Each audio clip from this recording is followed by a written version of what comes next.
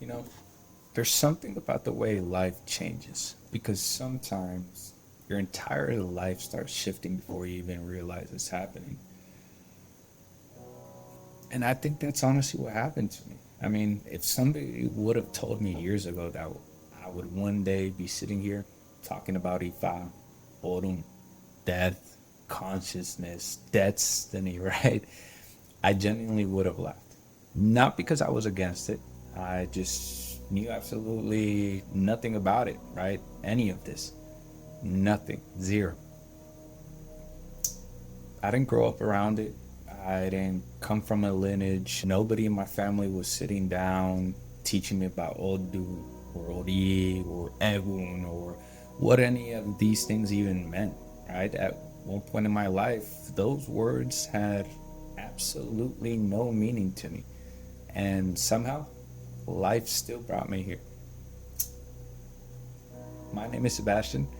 I am Awon Yoromilao Bewal. I have crowned Chango Watoya. And honestly, I still feel weird even saying that out loud here because this channel isn't even really me trying to become something. If anything, this is probably me trying to understand what I'm becoming.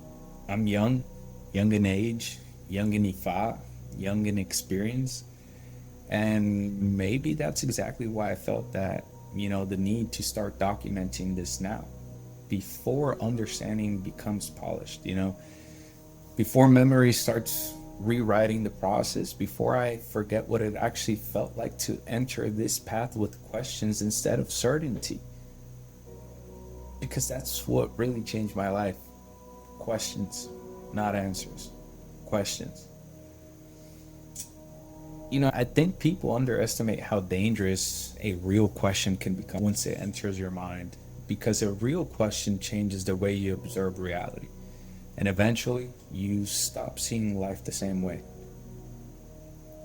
And that's what's been happening to me lately, especially with the things I've been reading about, for example, like Orun, right? Not even from a purely religious perspective, more what does it actually imply? Because the deeper I go into these ideas, the less I'm able to separate spirituality from anything else. Psychology, medicine, consciousness, memory, human behavior, mythology, patterns, death. And one thing that's been stuck in my head recently is the idea that maybe human beings completely misunderstand death. Because medically, the body dies in stages. Emotionally, people grieve in stages. Psychologically, identity breaks apart in stages. Even memory disappears in stages. So then I started thinking, if everything transitions in stages, then why do we treat death like a singular event? And honestly, that thought kind of messed with me for a while, if you want to call it that.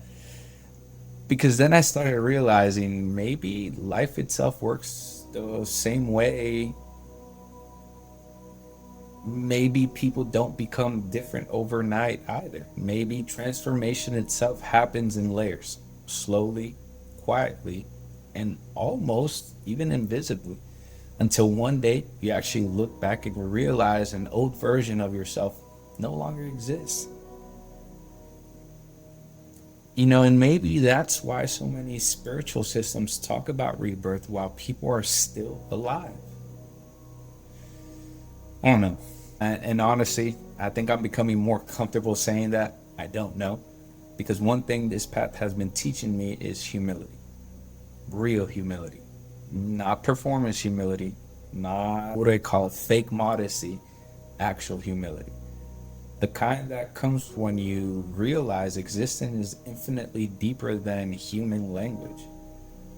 Because the deeper I've gone into Ifa, the more reality itself starts looking layered. Like everything connects to everything else. You start reading about Orun and somehow you end up thinking about neuroscience or physics or ancestral memory or symbolism or dreams or human consciousness or why ancient civilizations across completely different parts of the world somehow kept arriving at similar spiritual patterns. And eventually, You stop asking, what does this mean? And start asking, what is this connected to?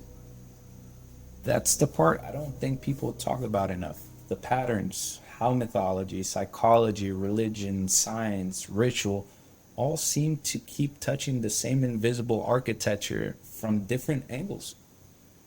And honestly, sometimes I wonder if spirituality is less about belief and more about perception. Like maybe most people are looking at reality but not actually observing it. That's another reason why I started this channel. Not to teach, not to preach, not to act like I have some final understanding. If anything, this is me documenting the process before understanding settles into certainty. Because I don't think certainty is always wisdom. Sometimes certainty is just ego becoming comfortable. And there's a line that stayed with me deeply lately. It comes from an Odun Osamei, which says, what we know today can change tomorrow. And honestly, I think that might be one of the most intelligent things a person can accept. Because once you understand that, you stop worshiping your own conclusions. You know, you become more observant, more careful, more open. I think that's important in a path like this, especially being young in it, you know, because there are things my godfather knows that I don't. And there are questions I've asked that even he doesn't fully know either. And that's not a flaw, that's existence. Knowledge extends until it doesn't. And beyond that, there's mystery again. But honestly, I think mystery might be sacred. I don't think human beings were meant to completely conquer existence intellectually. That's even referred to in an Odu Nifa. I think some things are meant to be approached with reverence instead of domination. And maybe that's why the deeper people go spiritually, the less loud they become. Because eventually, you realize words themselves are limited.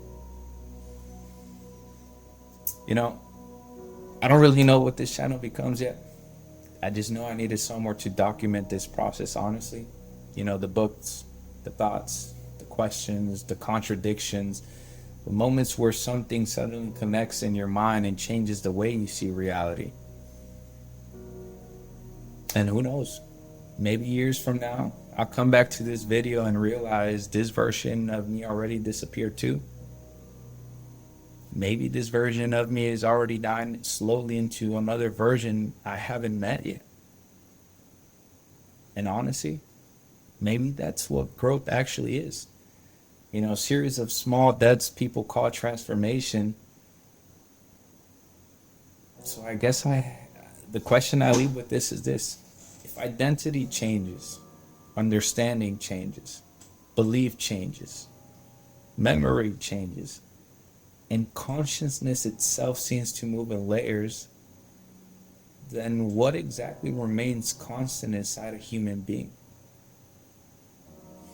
Anyway, that's what's been on my mind lately. Boro y boya y bochiche. Ashe.